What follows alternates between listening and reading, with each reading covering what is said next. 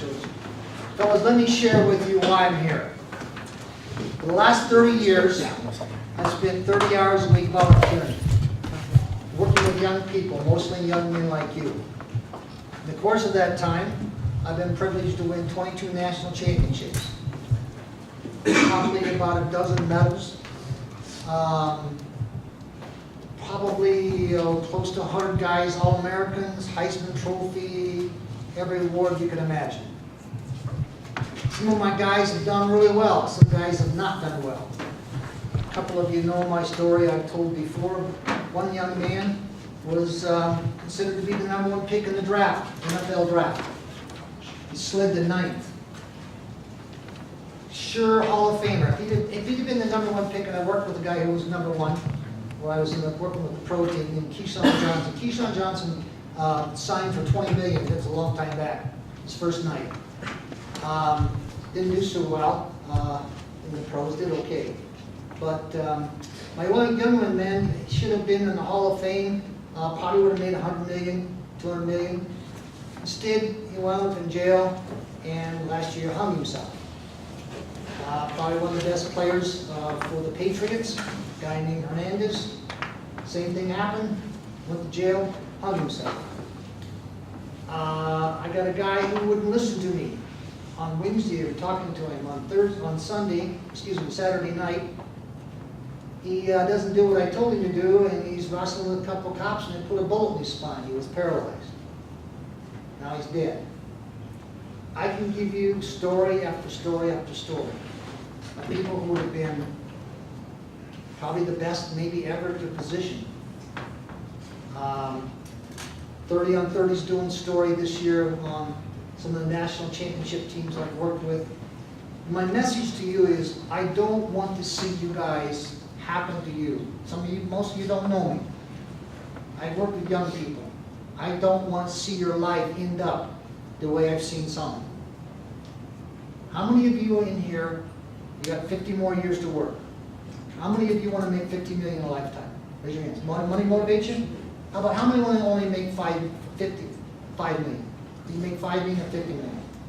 You only want to make 5? I mean, I don't mind.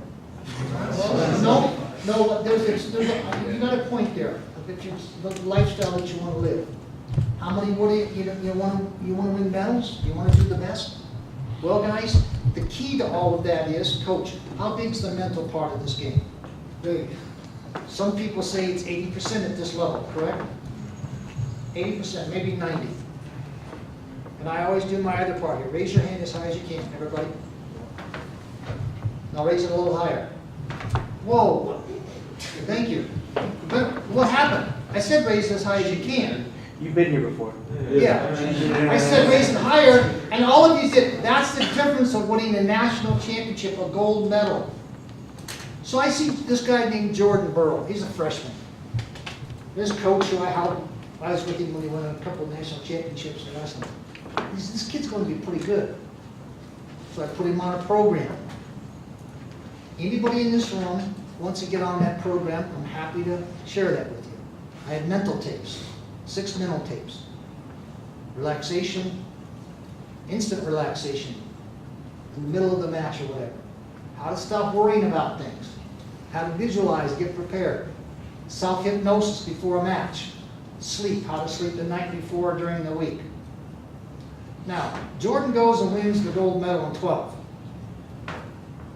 Last year in Rio, gets headbutted by the Russian, and he gets inside of his head, and he doesn't get a medal of any kind. Pretty mental. Robbie, you were there, you watched it all, didn't you? Mm-hmm. You spend 4 years of your life working for that one chance, and you only get a few minutes, don't you, Robbie? It comes down to that. Mm-hmm. I was working with a guy who represented his country, the U.S. He was a runner. The night before he ran the mile, this goes back a ways, there was an attack at the Olympic training village that killed a bunch of Israelis.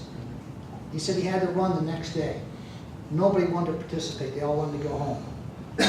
He didn't perform very well. So men, I'm here to talk about the mental part of the game. If you want to know about those tapes and what to do, I'll work with your coaches. You can download them to your phones. I've already got one of the guys. So, If you haven't received them, I've sent them to most guys, and you want the tapes, all you gotta do is email me, and I will just hit reply, and they're all on MP3. So if you wanna, just don't text me, email me, say, Coach, send me the tapes. Done. They're pretty self-explanatory on what to do. You have to work with them. Now, I've had athletes, I used to use them in the CD. They never opened up the cellophane wrapping. You gotta use it. You gotta work on it. You practice hard. You do everything you want to do, but you don't work on the mental part of the game. How many of you every day here practice, don't physically practice, just do the mental part? Just go through mental, like. Just training. only mental, no training, no, just mental. A couple of you. What do you do for the mental part? I visualize a lot. Every time I walk around, I'm just visualizing. During the day, what do you do? Just talk shit to myself like this. Yeah. Robbie, what did you do? With breathing techniques and trying just to focus and. Breathing's powerful, isn't it? Every athlete. One of my favorite movies is about the snipers. Lone Survivor. You ever seen those guys? So I'm working with the SEAL Team 10 guy. I said, Jack, when you shoot them 1.5 miles away, you stand over their body, you got to counter this dick. You can't use your handgun to put them away. Some of you Marines know, am I correct? Is that part of the sniper stuff? Maybe they haven't worked with the SEAL Teams guys. A lot of visualization, the breathing.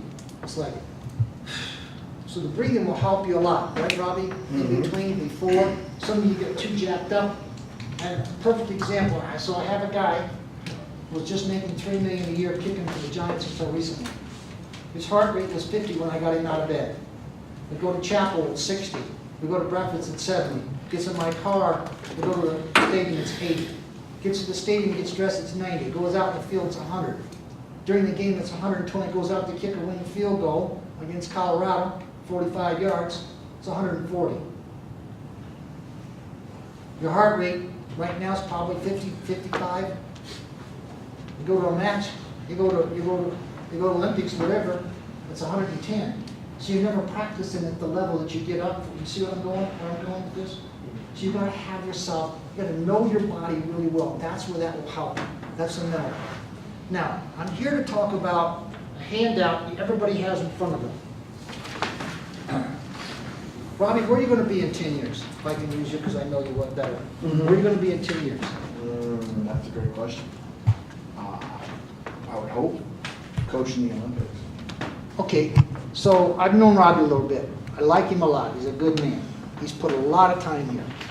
I think he'd be a great coach to others. What are the factors? It's the research on what makes a gold medalist or a great worker or a pro athlete. Are these factors in front of you? These 8 factors. You see them? Yes, sir. Robbie, let's go through these. Confidence. Do you have a lot of confidence? I have a lot of confidence, yes, sir. Are you coachable? I try to be. Okay. Self-motivated. Yes, sir. Competitive. Oh, yeah. Work ethic. Persistence. Yes, sir. Team player. Try to be. Concentration. Yes, sir. Mental stability. When I can. Guys, the challenging thing today, you got to have all of these. One of the most challenging things today is this mental stability kind of thing. A lot of you come in. I have seen things I shouldn't see. I've seen death, dying, trauma. I've seen young men physically abused. I remember talking, you all know a guy named Warren Buffett? Yes, sir. I sat there with Warren Buffett and I looked him in the eye. The guy next to him was worth only about $4 billion.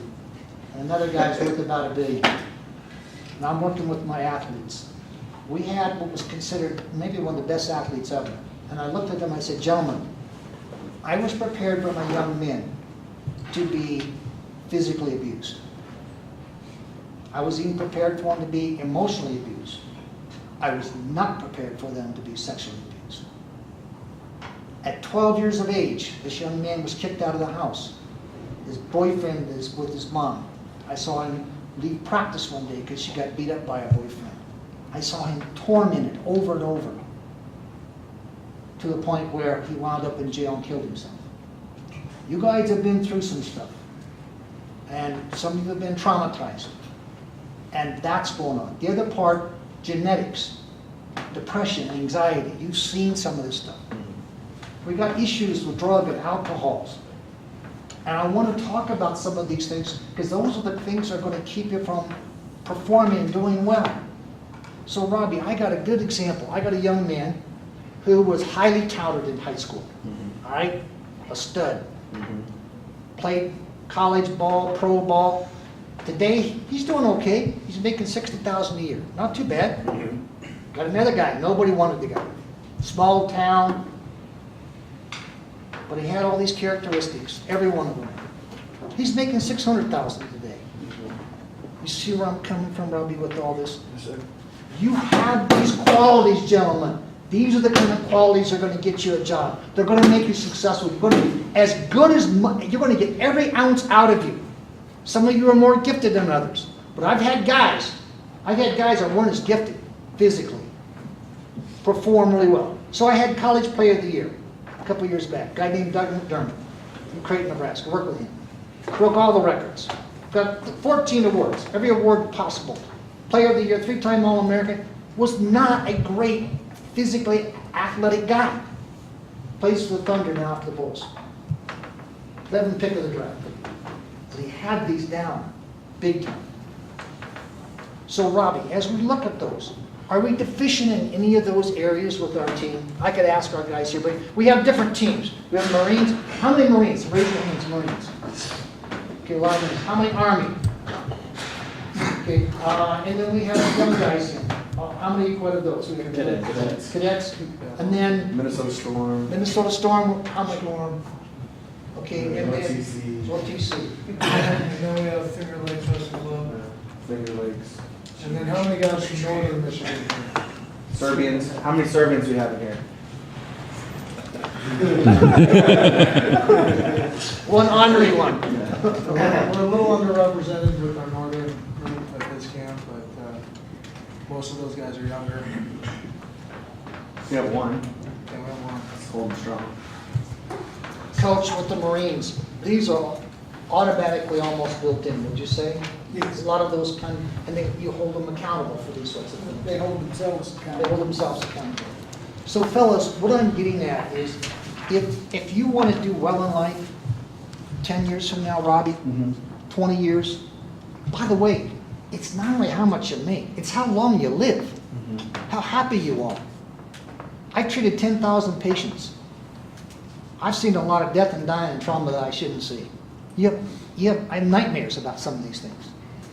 Stuff that happens with kids, and it's hard to even go into. When I do hypnosis, I take them back in time. I've had one of the top athletes in the world, makes them about 40, 50 million a year. I've had world leaders, I've had head of universities, big time doctors. I take them back when they were 4 or 5, and I walk them up. And every time they come across something traumatic, they raise their finger. And you know what I've learned? I'm shocked at the number of times that finger goes up. Even though they're a world leader, head of a university, doctor, lawyer, famous people. So we go through some stuff, childhood stuff, genetic stuff. If I told you in this room, at this age, 40% of you have a psychological disorder. This group's okay, this group here is suspect. No, 40%. That's average, guys. Anxiety, a little bit of depression, family, girlfriends, phobia, all kinds of stuff. And you gotta, sometimes that's genetic.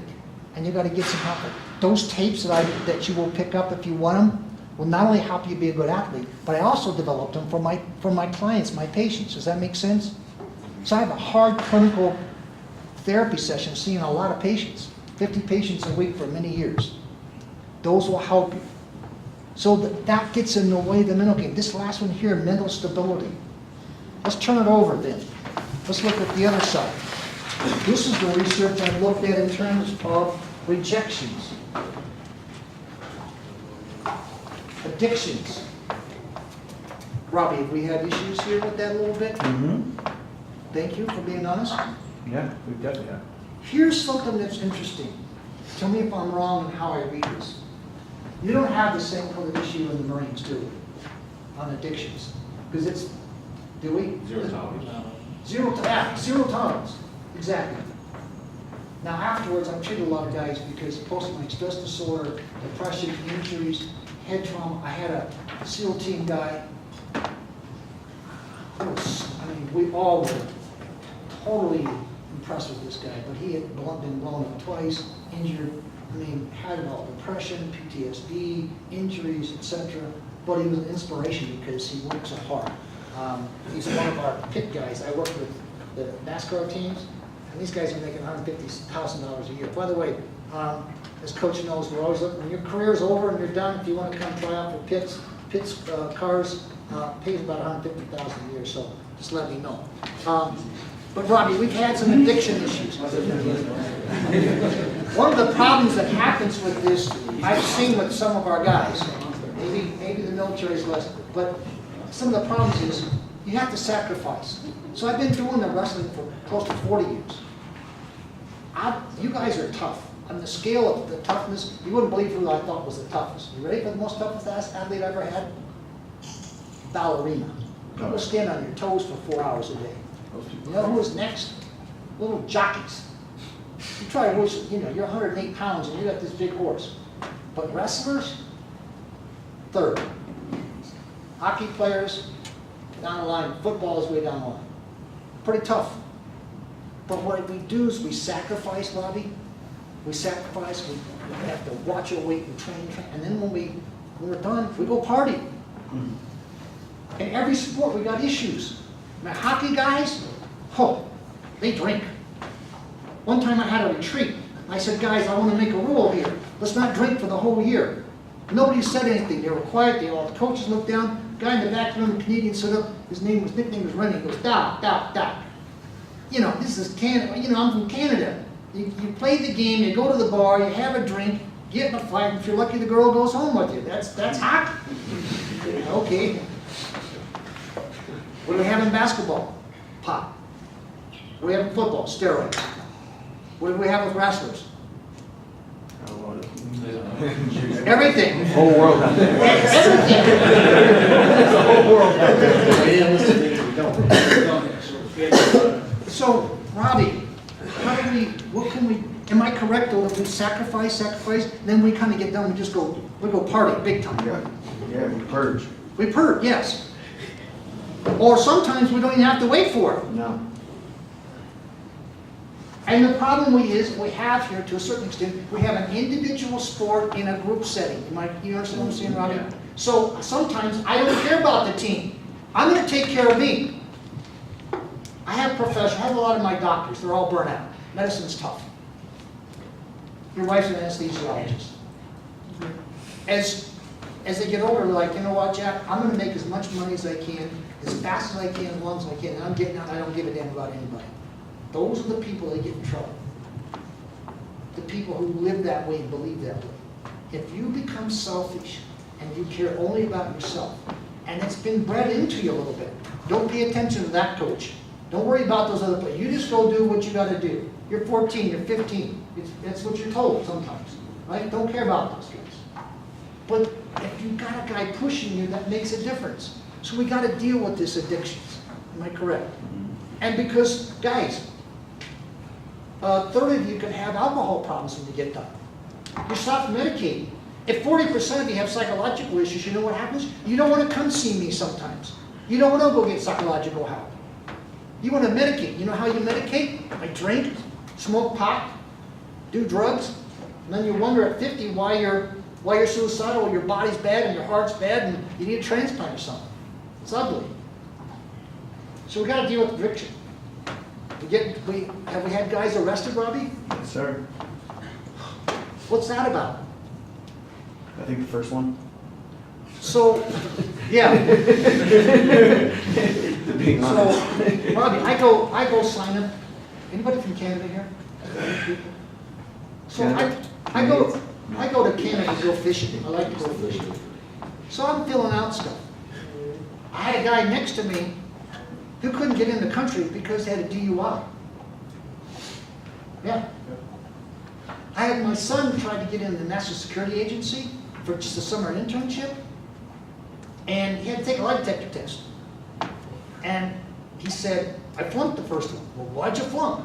Well, it was about my arrest. I go, what, you were arrested? I didn't know about it. He says, well, I don't know. I was at Iowa State, and they threw 80 of us in jail, and then at 8 o'clock in the morning, let us all out, told us to get the hell out of it. I said, well, you were detained. You didn't, he said, I know, I didn't know how to explain that. So he took it again and got it. But guys, you can't go to Canada just with a DUI. You can't get a job for the government. You get a felony, you're screwed. You can't get loans, you can't do anything. Robbie, you see where I'm coming from with things? Oh, yeah. Guys, here are where I'm coming from. I'm an old man. I've done this for 30, 40 years. I don't get paid for doing this. Why do I do this? Because now I got guys. I look at all of you. I got guys now that have kids your age. And I feel bad about some of them.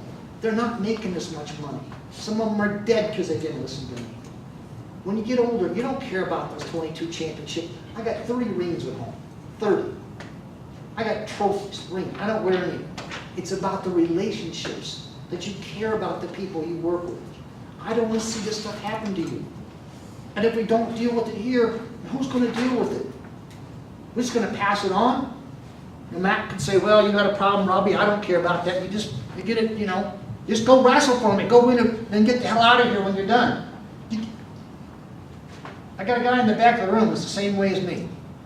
Cares about you guys, right? It's Serbian. Thank you. Yes, it's Serbian. Same way. We want to see you do well. We want to come back with your kids. If you don't listen to me, you can daydream or fall asleep or whatever. But it comes back and haunts you. Okay, guys? That's a good point. So, next one is mistrusting others. Oh, I don't care about Coach Matt. Okay?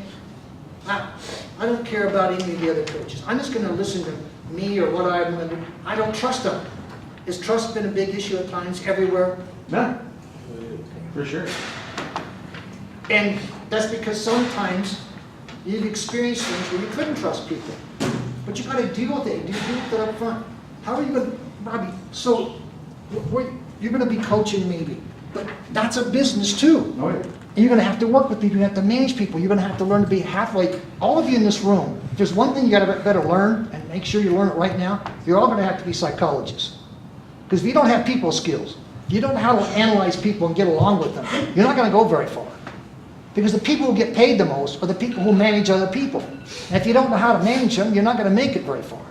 So in order for you to manage other people, you see what I'm saying? Mm-hmm. You got to have your act together, and you got to be able to read other people. Yes, sir. And you got to be able to deal with all of these issues that come up here. Mm-hmm. They're going to be problems.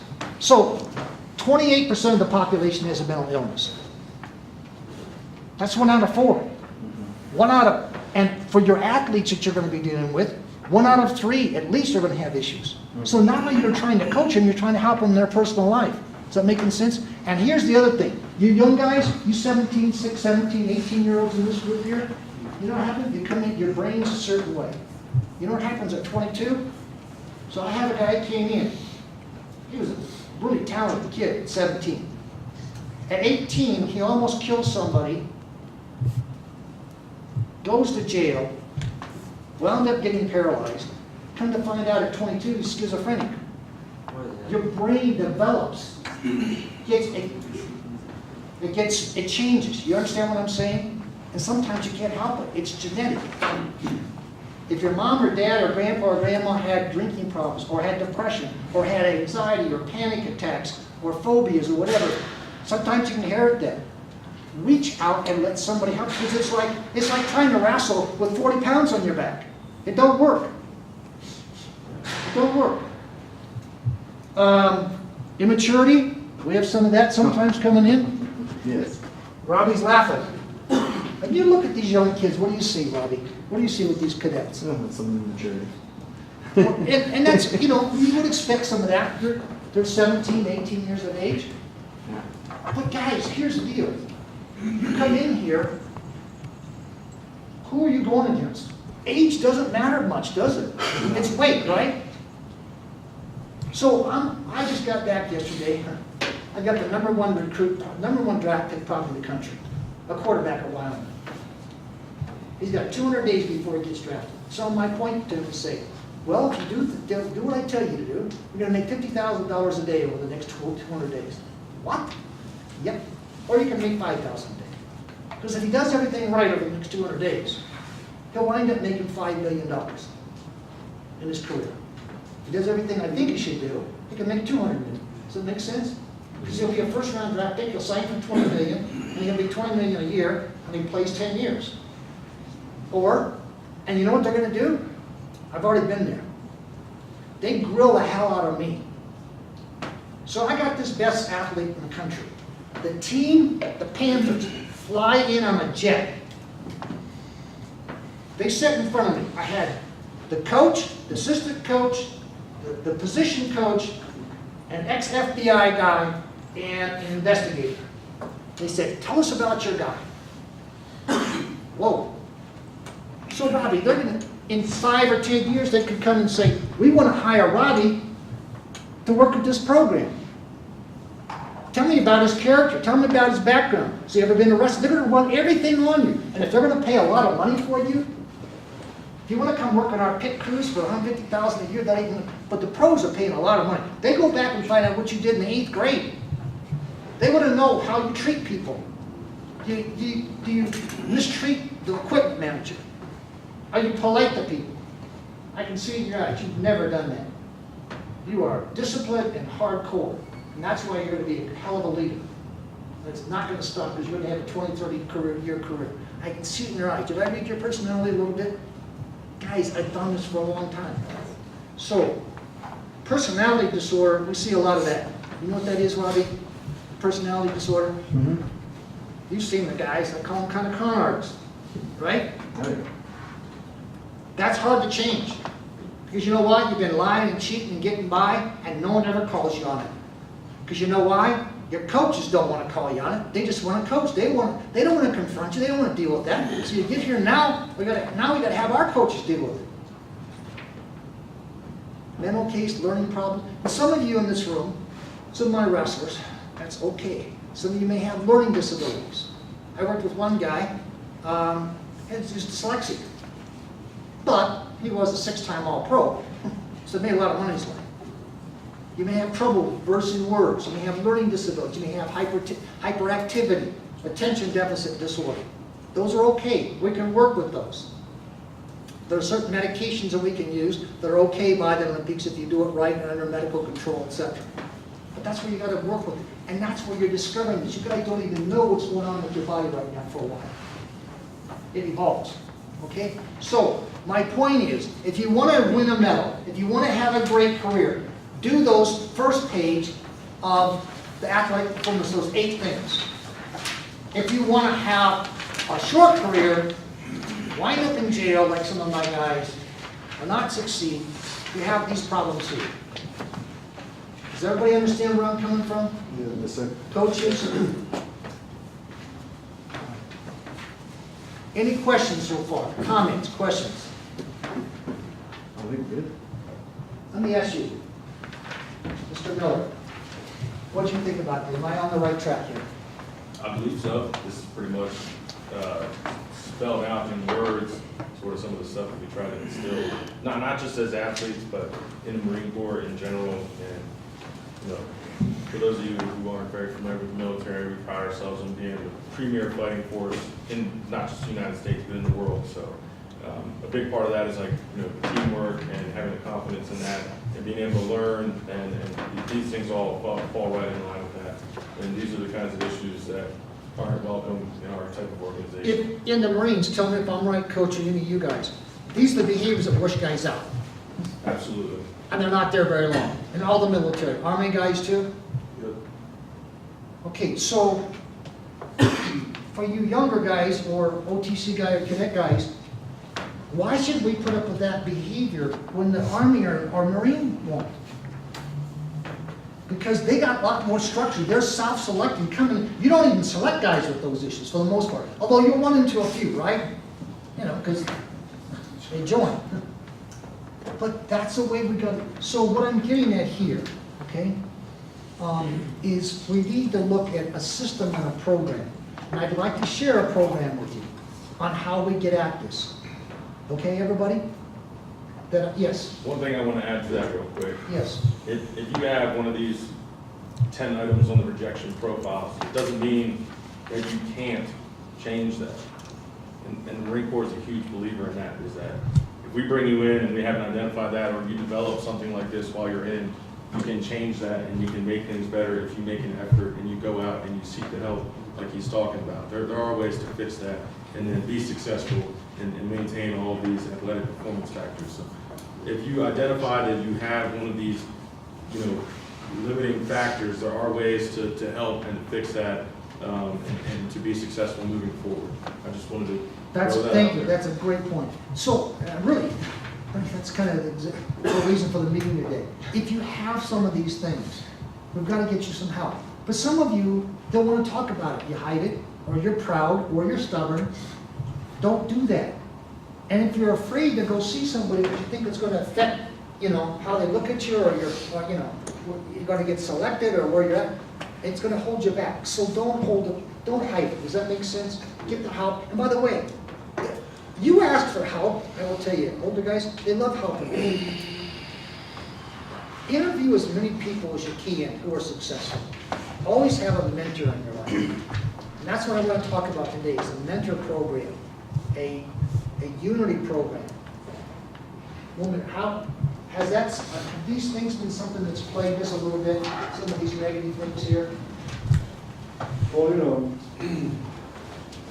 we have, it happens, right? It's there, it's part of the life. And just, what you talk about over here, my personal experience is so damn important, especially the youngsters and even the guys in this deal, because life is rolling on, life is gonna go on, and wherever you end up, what you do now, you're gonna be a 3-time world champion, Olympic champion. On the end, all who you have touched, or they touched you, they're not gonna that much remember those medals. They're gonna kind of remember who you are, how you treat them, how you hug them, or how you mistreat them. That's how the people are gonna remember you. So that's very important to understand. And those kind of stuff really can guide you where you want to end up in this part of your life, where you do not. I had a young man recently come to me, he's 40 years of age. Because he did so well when he was 19, he wasn't very athletic, wound up playing a lot. And now I got him a job, he started out at $500,000. He'll probably be working for him $1 to $2 million a year very soon. Because he had those principles, how he treated people, how he treated at 18 and 19 and 20. People remember that. Guys, it stays with you the whole rest of your life.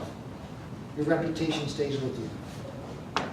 I had a great coach, some of you probably never even heard of him. He was at UCLA, called John Wooten. John Wooten said, The coach. The coach, yes. The coach. Won more championships than anybody. He said, be more worried about your character than your reputation. Because your character is who you really are. Your reputation is what people think you are. Jack Sark says, be careful and worry about both. Not only your character, but how people look at you, your reputation. Guard it, work at it, protect it. Because you never know. I can't tell you how many people, because they did something wrong, comes back 10, 15, 20 years later. I go to work at nuclear power plants. I can't get in the door unless I can pass FBI, fingerprints, all kinds of stuff. I was blessed to have, my wife and I got to have dinner with the president's wife. It was way back, Mrs. Carter. They did a background check on me. If I didn't pass it, I wouldn't have been able to do that. I wouldn't have been able to go to the White House. I wouldn't have been able to be in the President's Committee. I wouldn't have been able to be invited to Mrs. Kennedy's 100th birthday party. All kinds of incredible things happen. So your reputation, how you act, stays with you forever. So we've got to come up with a way of dealing with this. I'd like to propose a process. It may be different from each of you, but let me share a story with you. So I'm working with the team. We weren't very good. We hit rock bottom. We were ranked 25th in the nation. I went to my coach who had a PhD in psychology, but was a hell of a coach. Considered one of the best coaches of all time. His name was Tom Osborne. And I said, Coach, I want to do this thing called Unity Council. He says, what is it? I explained it. He says, well, it better work. What we did is we met each week. I led the group. We had 16 representatives. Now, how many, you have 25 guys in the team? In the Marines? So smaller groups, because the football is 120, or you might have all of them. And you might have 4 guys that you elect lead it. Same way with Army, smaller group. But what we did is we met weekly, and we held each other accountable. You see what I'm saying, Robbie? Mm-hmm. And here's the deal. We don't know what you're doing outside of here. Yeah. Your personal time. Do you want coach hassling you all the time? Hell no. Okay, now, how do we change behavior for these inappropriate things? I mean, I've talked about this before with you, and also we've done this, but I think it should be accountable on your teammates. Holding each other accountable. Yeah, I mean, honestly, me and Morgan had a conversation of what they do. It's, what is it, kangaroo law? Is that what you Kangaroo court. Kangaroo court, what they do over at the Australian football teams and the rugby teams. The blacks? All blacks do it. And Oh, I love it. It comes down to, the punishment comes down to your teammates, and or whatever, you know. It could be something good, but you get praised or you get punished. You know, I think you should be held accountable from not just your coaches, but from the inners of your It's much more powerful. of your peers. So here's the deal. One time, perfect story, I said, we're going to have a rule here. Older guys get to tell the younger guys what to do. So there's a big party going. This one young guy, got drunk. And the older guy went over, picked him up, put him on his shoulder and said, you're acting inappropriate, you're going to get in trouble, you're going to get in a fight, you're going to get thrown in jail. Picked him up, put him on his shoulder and carried him out. True story. 15 minutes later, another guy was standing in that same exact spot and he took a bullet in the back. I've had so many guys look out after each other. That's a system that works. Peer pressure, peer support, peer training, because you're with them all day long. But now that puts a lot of pressure on you, Robbie, if you're going to be one of the representatives that's holding the other guys responsible. But you're older, you can do that. Yeah. But so you have your acting there. That's where you say, what are you doing? Well, what do you mean? No, you're going out, man. You don't need to go to that bar. You're going to get in trouble. Yeah. You don't need to, what are you doing? I can tell you've been smoking pot. What are you doing with these drugs? So I have a short But story. Go ahead. one thing too, you can try to keep people accountable. It's what they do with your words. Because I can say don't do that, and I can say that. If we're gonna do it, everybody has to buy in. Everybody has to buy in. If they don't buy in, then maybe they're not cut out for our program. They're not. Yeah, they shouldn't be here.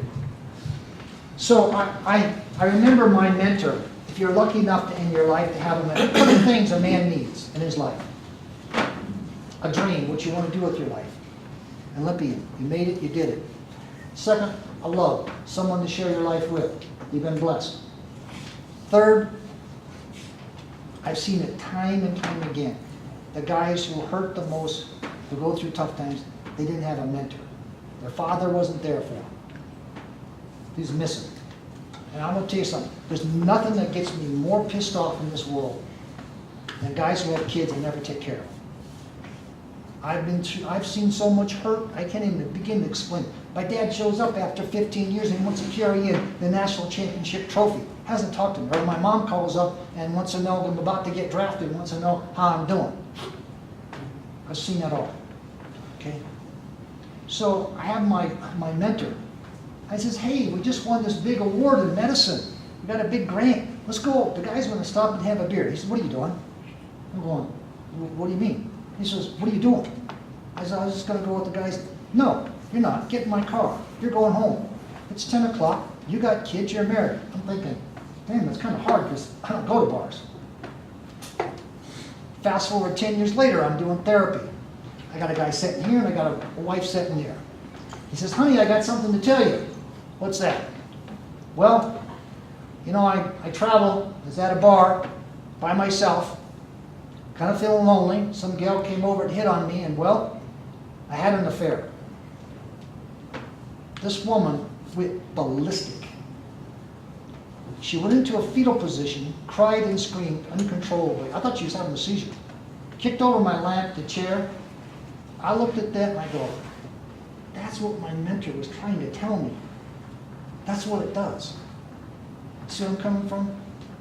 So, celebrated my 47th anniversary Tuesday. Somehow I made it. I don't go to bars. I've learned a lot from seeing all my patients. I don't put myself in those positions. See where I'm coming from, guys? So you're right. You got to have a mentor. You got to listen to them too. There's two things. You guys in the military, you know it. You follow or you lead, right? You got to do both. So we got to have a program. What kind of a program, Coach? What kind of a program would you select for your guys? You probably already do a lot of it anyway. Some kind of a peer. You do a lot of peer stuff already, correct? We do. Hold each other accountable. Yeah, we try to push leadership down to the lowest levels possible, make them hold each other accountable among themselves. Do you meet on a group and talk about some of those things? We have a leadership team that usually. You have a leadership team. Okay, call it that or call it unity. What do you do in your leadership team? We pretty much discuss all the issues that come up. Is it just the guys You mean? and the leadership team? Is it all of you guys and then, but nobody else, no coaches or anybody else? I mean, usually coaches there, we talk about it and then the information gets pushed. Because communication is very key when you talk about getting people to buy into a program. Not only telling them what's going to happen, but why. Having them understand why things are the way they are. It's a big part of it. Okay. Robbie, how do you think that would work for OTC? I mean, I would hope it would work well. I've tried to put stuff together like that before, you know, and it's been pushed away or it doesn't work out. It's by some of the guys, Yeah. not the coaching staff. No. Okay. No, it's by the guys. You know, it's like I said, it's hard it's trying to keep people accountable. It's if they want to be there. I'm not their mom, I'm not their dad. I can be a team leader, I can be a mentor, like you're saying. Like if I say, hey, be here at this time, and they don't show up, what am I supposed to do? You know, I can't hold you by your hand. But that's the problem we have. It's different though between us and like they're a team. I mean, we still have that individual aspect here. You know, like that's the Marine team, that's the Army team. The OTC team, I mean, we should have that feeling, but sometimes we don't. Yeah. You know what I mean? There's still an individual aspect, and sometimes that get lost.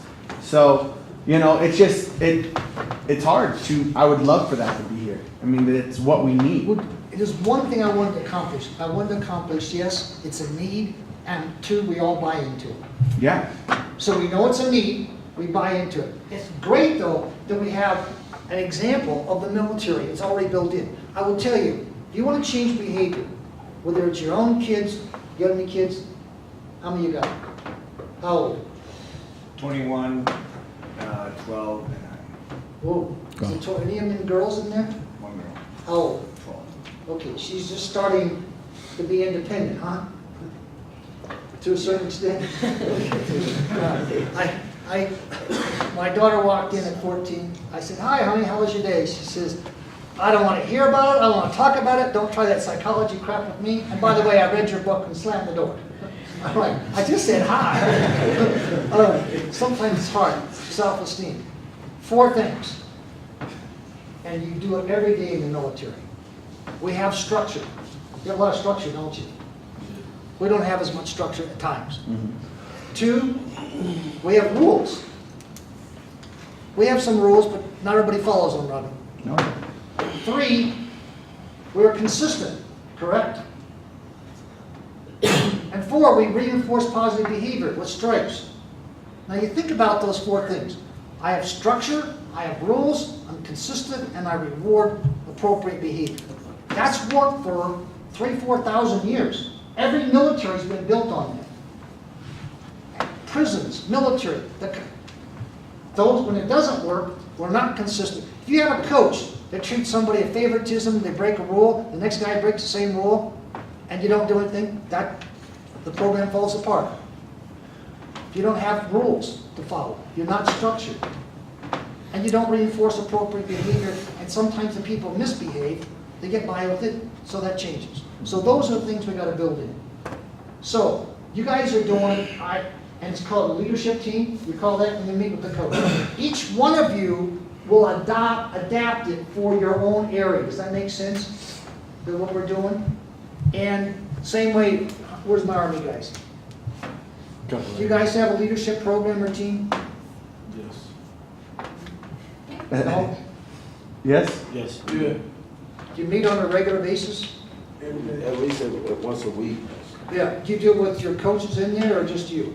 Most of the time it's the sergeant, squad leaders, and group, but not the Are coaches. people open and honest and dealing with each other? Yes. Cool. Okay. How about some of the other programs? Do you have that? Probably militaries has that kind of built-in. How about some of the other teams? What are the other ones we got? Storm, you guys do that? Nothing that's like structured like that. No. Do you think it would help? They're accountable. So they're not structured like that too? Pardon me? Said no. No. The smaller groups don't have that. Yeah. Would it be helpful? Okay. What I'd like to be able to say to you is this. Anybody that would like to know, I've done this, I've done it for pro teams, I've done it, college teams, across the board, every sport that you can imagine, okay? If you would like to be able to adapt, I'm happy to do that. I'm not charging anything, I don't need credit for it. I'm happy to give you some feedback, or even how to make yours better if you're still doing pretty good. For anybody in this room that would like, this is just a paperback version. I have the hardback version. I have a copy of my book. I don't sell it, I give it away. I don't want anything, but it builds all that in. It looks at all of the companies that have been successful in this country.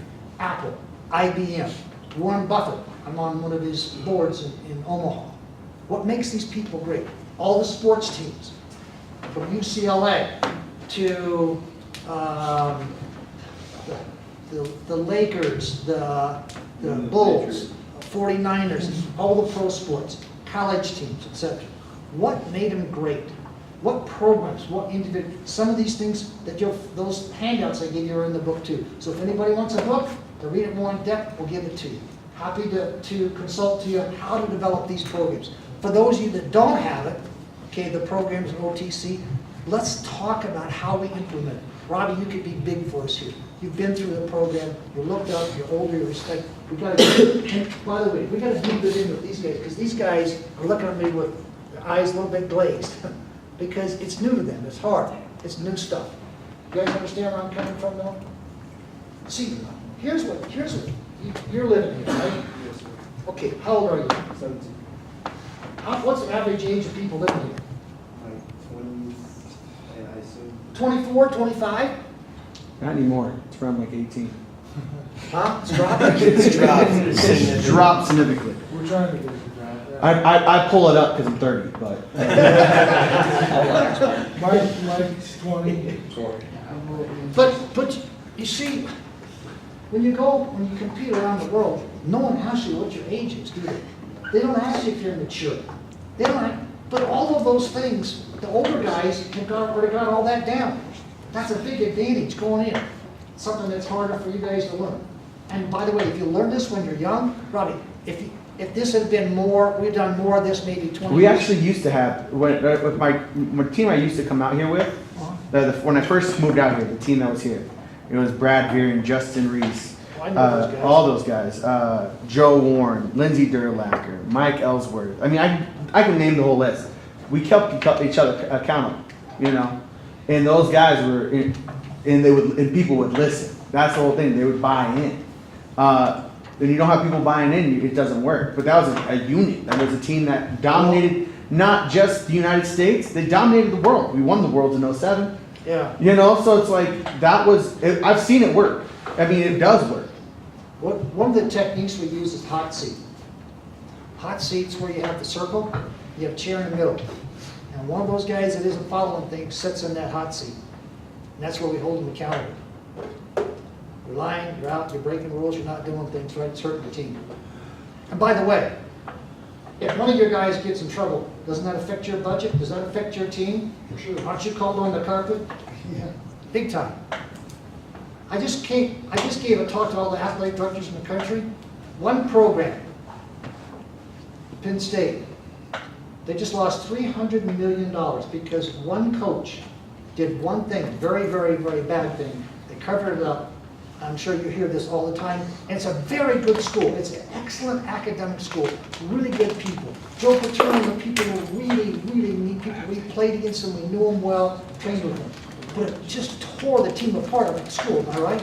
We still have sanctions on us, we still have restrictions on all our stuff, like, even programs that weren't related to have restrictions on them. It affects you, doesn't it? It has nothing to do with you. That was a coach many years ago. See where I'm coming from, guys? So, one of you guys goes out, gets drunk, gets in a car accident, kills somebody, this whole program's hurt. They just lost a lot of money and time. Matter of fact, it might kill you, your program. You may be gone. They may get rid of it. That's how things are done. So we gotta grow up, it's a big boys game. You can't, as my friends used to say, you can't play a big boys game with little boys rules. So, I'm happy to work with you guys on the mental part. The tapes are available. If you want a book, the book's available. It talks about how you build a program. For coaching, what does it take to build a program? So I trace all the teams. I traced them when they were really good, then they went bad, and they were good again, and they're bad. The team I came from, Nebraska, we weren't good, then we were good for a long time, then we were bad, then we won.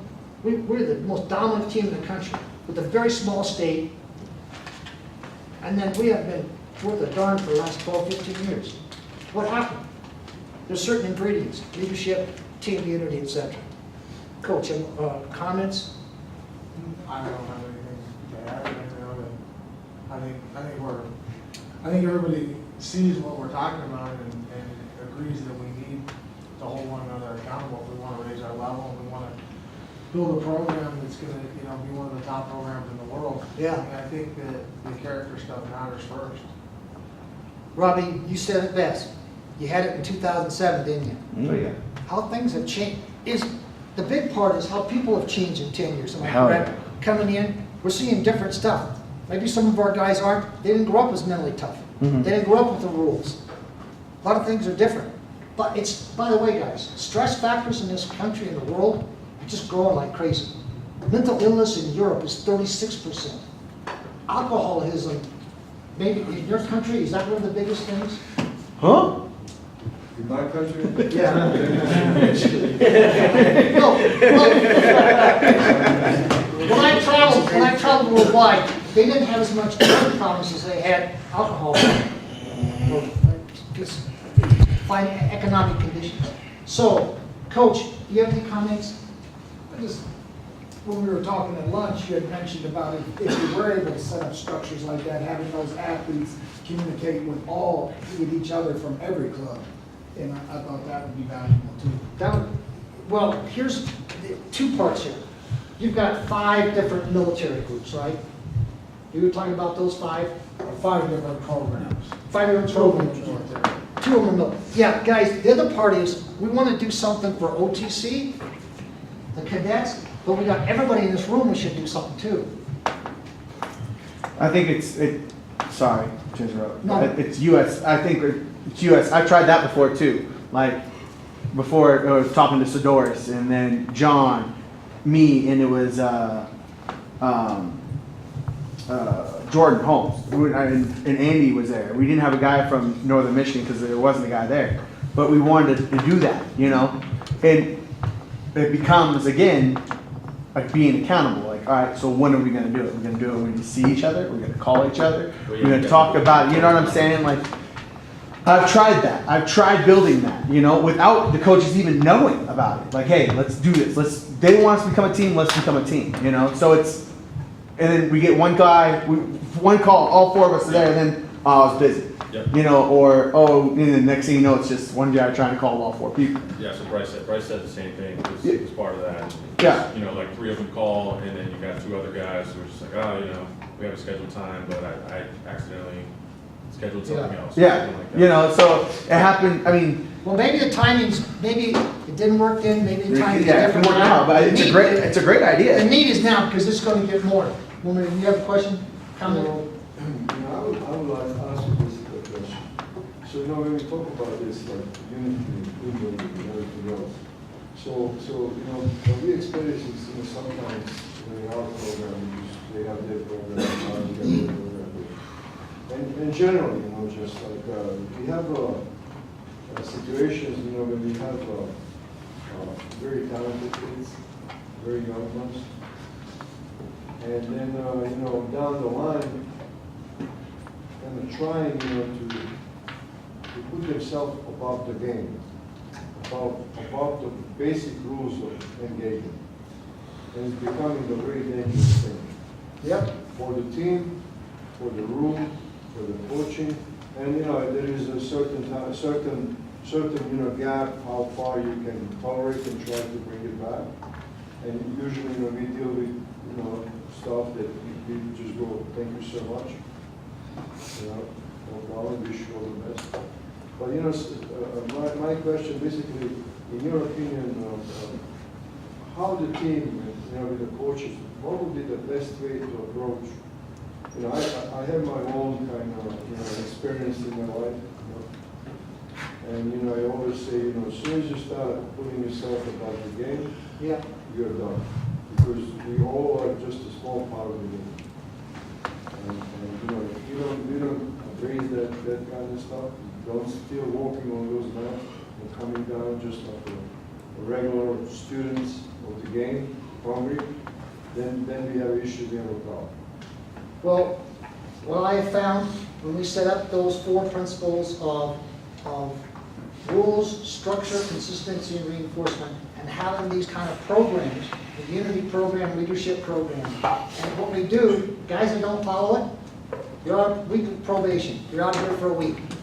Next time, you're out of here for 3 weeks. Next time, you're gone. And it's hard to do that with really, really talented players. But I've seen one person pull down an entire program, entire college. One person pulled down an entire university. So, Ed Ruth was one of the best Penn State wrestlers. He was a 3-time NCAA champion and Yep. third place in his freshman year. He actually got kicked off the team twice, like for huge swaths of time. Like he wouldn't be allowed in the locker room. He wouldn't be allowed in the room when Who we kicked were him off? Your coach? Yeah, What's your coach's name? Gail Sanderson. I know. It was because of his drinking, and he would just not be allowed in the same time. He'd still be able to work out. He just would not be with the team for Yeah. huge swaths of the season. And then his senior, he focused more. So, but Coach Sanderson's not afraid to just ban people for long periods of time. But Key, what we've got is what we'd like to do is establish there's a need, there's a desire to get this thing changed.